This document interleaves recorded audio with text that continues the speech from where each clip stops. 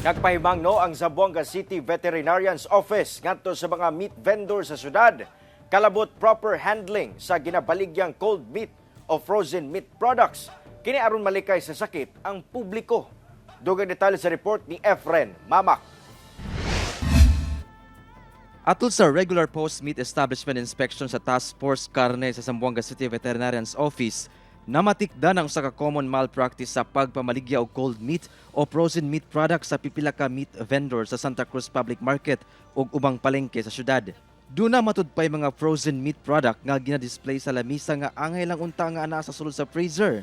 Sumala sa City Vet, posible kining mahimong hinungdan sa pagdaghan sa bakterya nga kung makaon sa tao, posibleng magdala og sakit. Dili gid siya advice no kasi if when we say keep frozen dayon githo na nila dili na siya pwede ma-freeze ulit. Meat are easily madali madaot in due time.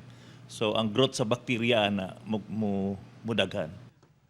Dugang sa City Vet, silutan ang mga musupak sa maong balaod subay sa Meat Inspection Code of Zamboanga City. Kung dili matud pa sila matagbaw sa explanation sa tindahan nga mahatagan og notice of violation, posible kining masuspende o mapasiradaan. So they will be penalized based sa atong ordinansa.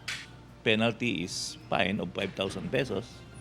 Dayon second, kung buhaton pagyapon nila, fine of 5,000 pesos, then suspension sa ilahang business. Then third, another fine of 5,000 pesos, then closure sa business. Busa ang meat vendor nga si Junjun Cutin sa Santa Cruz Public Market.